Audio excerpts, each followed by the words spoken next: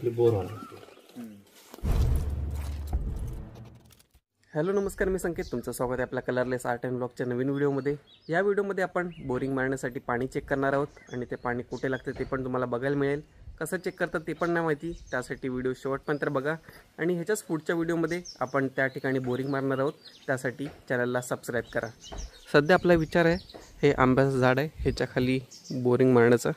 बघूया आता पाणी जिकडे भेटतं तिकडे आपण बोरिंग मारू. सध्या चेक करून घेऊ पाणी कुठे आहे ते.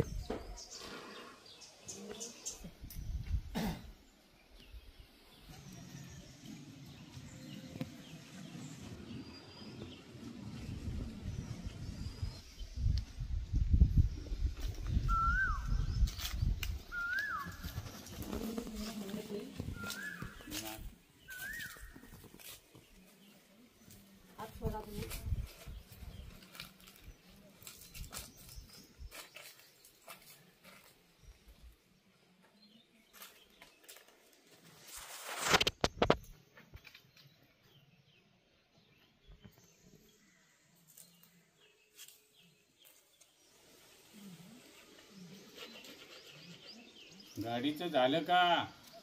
हा, गाडीचं झालं का? अरे मग गाडीचं झालं का? हॅलो,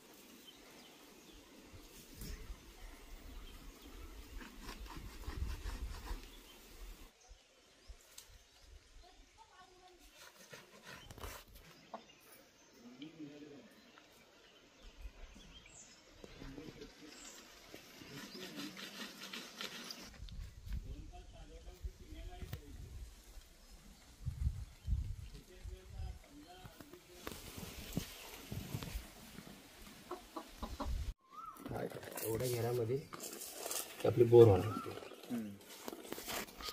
आणि हे जे झाडे असतात ह्या दिशेने आला, आला ह्या दिशेने आला, ह्या दिशेने आला, दुसरा ह्या दिशेने आला, तिकडून आला, हा कुठं जाणार आहे. आणि हे येणार एकत्र आणि ह्या कुठेतरी दोन दिशेने म्हणून ह्या दोन दिशेने कुठेतरी पाणी ते जात असेल. हे झाडांचं सगळं पाणी गमत असते. ह्यांची जिथं संगम होतो त्यांचा संगम होतो, मिळून होतो इथं, अशा ठिकाणी ते बोरचा पॉईंट आला पाहिजे. दुसरी गोष्ट अशी असते, 1 2 3 4 ह्या दोन जाणार आहे. आणि ह्या ड्रिलिंगमध्ये चारीचे चारी मिळतात असा विषय नसतो.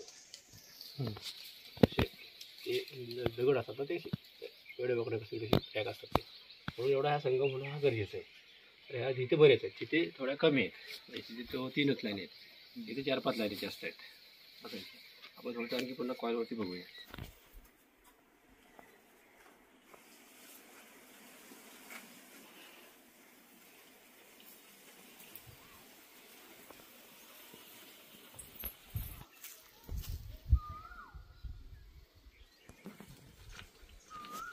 म्हटलं ना 2 दिशेने होते.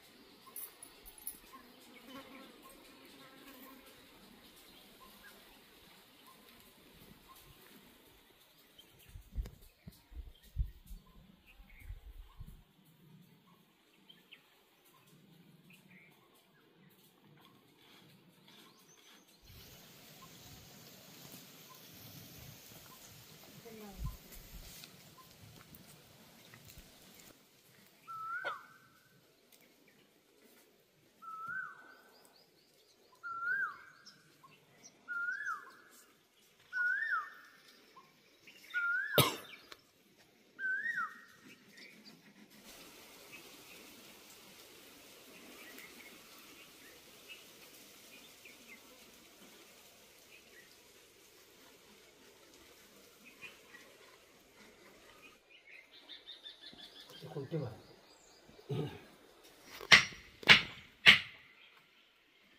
आणि ज्या ठिकाणी झरा असतो ना त्या ठिकाणी लगेच पाणी उपलत नाही का, तर जो कॉम्प्रेसर असतो ते हवा सोडते आतमध्ये.